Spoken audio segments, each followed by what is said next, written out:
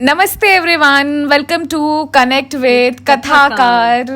कैसे हैं आप सब? आज आप लोगों को एक और बहुत प्यारी, बहुत अच्छी सी स्टोरी सुनाई जाएगी which is I am pretty sure बहुत डिफरेंट है। And I request all of you कि आप लोग भी अपनी अपनी स्टोरीज़ हमारे साथ शेयर कर सकते हैं। अगर आप मेल नहीं कर पा रहे हो ना, इन केस, जो कि वैसे तो डिस्क्रिप्शन में मैंशनड है, तो आप यहाँ कमेंट सेक्शन में भी लिखेंगे तो हम ना उस स्टोरी को ज़रूर पब्लिश करेंगे। So with this, let's begin with a new story. आज की कहानी निरांजना, जहानवी, भाग्यवती, भागीरथी, गंगा मैया की कहानी है। गंगा मैया से जुड़ी कहानी है। यूँ तो हर नदी नदी होती है, पर गंगा मैया है। पूरे विश्व में एकमात्र ऐसी नदी है जिसे इतनी ख्याति, इतनी प्रसिद्धि प्राप्त हुई है। और इसके पीछे का कारण बहुत साफ है कि इससे जुड़े जो इतिहास है, गंगा मैया का इस पृथ्वी पर आना, इससे जुड़ी जो रोचक कथाएं हैं, वो माँ की पवित्रता को स्पष्ट करती हैं। और ये माना जाता है कि माँ गंगा के स्पर्श मात्र से व्यक्ति के सारे पाप धुल सकते हैं। पर इसका मतलब ये नहीं है कि हमें पाप करते रहना है।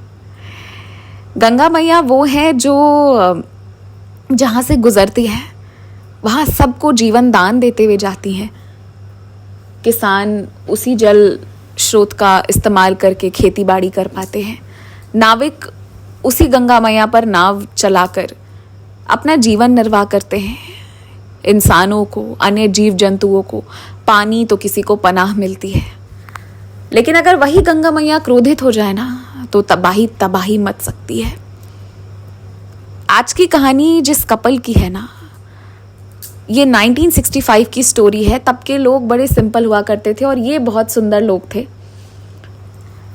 इस कहानी में जो पति थे वो नेपाल में काम करते थे और उनकी पत्नी बोकारो में रहती थी। घर उनका बोकारो में था। उनकी वाइफ अक्सर एक गाना गाया करती थी। उनकी वाइफ अक्सर गुनगुनाया करती थी, हे गंगा मैया तोरा पेरी चढ़ाइबू, पिया से कर दे मिलनवा। ये मर्ज एक इत्तेफाक ही थी, लेकिन उनके हस्बैंड जब लौट के आ रहे थे तो उन्हें कोसी नदी पार करना था। जब वो लौटना शुरू किए तो मौसम बहुत ही शानदार थी। वो नाव पे बैठ के पार कर रहे थे, लेकिन अचानक से बहुत तेज़ बारिश शुरू हो गई और ऐसा प्रतीत होने लगा कि नाव जो है वो पलट जाएगा। मौसम का रुख बदलता देख के वो बहुत घबरा गए और नाविक को भी बहुत ज़्यादा चेष्टा करना पड़ रहा था अपने नाव को सुचारू रूप से चलाने के लिए। अलटते पलटते बचते हुए खैर किसी भी तरह से वो कोसी नदी पार कर गए। घर आके जब घर वालों को उन्होंने ये बात बताया तो उनकी पत्नी बहुत ही विचलित हुई और वो तो अक्सर वो गाना गुनगुनाती थी, नदी वाला के लिए वो सॉन्ग जो गाती थी, हे गंगा मैया तोरा पीरी चढ़ाइबू, पिया से कर दे मिलनवा। फिर वो उनको ध्यान आया कि मैं अक्सर ये गाना गाती हूँ, चलो आज नदी की पूजा कर लेती हूँ। वो एक नदी के पास गई, वहाँ बैठ के वहाँ साड़ी वाड़ी चढ़ाई, अच्छे से पूजा की, आत्मा में उनकी शांति मिली ये पूजा करके। वो लोग कितने सिंपल हुआ करते थे ना, जिन्होंने उस सॉन्ग को वाकई में पूरी तरह, पूरी श्रद्धा से निभाया। वरना कितने सारे गाने होते हैं, मगर वो दिन, वो लोग, उनकी बातें निराली थी और माँ गंगा के प्रति उनकी आस्था। इससे मुझे ये स्मरण होता है, धुंधली धुंधली सी मेरी याद है कि जब मैं वाराणसी काशी गई थी तो गंगा मैया की आरती को देखकर जब हम वापस लौट रहे थे तो वहाँ गंगा माँ का एक बहुत सुंदर सा मंदिर स्थापित है, छोटा सा। और थोड़े से मेरे स्मरण में है वो चीज़, जब आप काशी जाएं तो वहाँ के दर्शन ज़रूर करें, दशाश्वमेध घाट पर। तो ये जो कहानी है ना, ये एक कहानी नहीं है, ये एक रियल स्टोरी है, रियल इंसिडेंट है जो किसी के लाइफ में घटित हुई।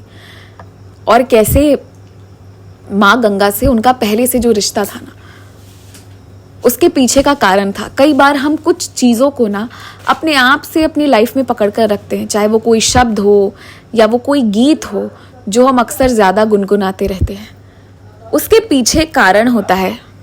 आप लोगों ने भी ये चीज़ फील करी होगी ना एट टाइम्स कि कुछ चीज़ें जो आप बोल रहे हो, कर रहे हो, देख रहे हो, या पता नहीं क्यों आपने उस चीज़ को रखा है, या उस चीज़ से बार बार आप टकरा रहे हैं और बाद में उसका आपकी लाइफ में सिग्निफिकेंस होता है। ठीक उसी तरह जैसा इनका था, नदी से सिग्निफिकेंस था।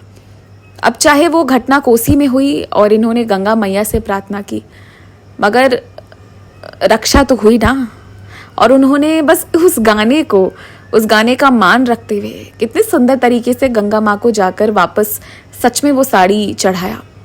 और ये जो सॉन्ग है ना, हे गंगा मैया तोहरे पियरी चढ़ाई बोना, सैया से मोरा कर दे मिलनबा, हाय राम, ये गाना लता मंगेशकर जी ने गाया था जब श्री राजेंद्र प्रसाद जी ने उनसे रिक्वेस्ट करा था। तो जितना मेरे स्मरण में है, ये फर्स्ट भोजपुरी सॉन्ग था जो लता मंगेशकर जी ने गाया था। आप सभी से सुनिएगा ज़रूर और बताइएगा कैसा लगा आज का ये स्टोरी। और अगर आपकी भी इच्छा हो ना अपनी स्टोरी शेयर करने की, तो जल्दी जल्दी शेयर करिएगा, ज़्यादा सोचिए मत। जो करना है वो आज कर लीजिए, कल का क्या पता।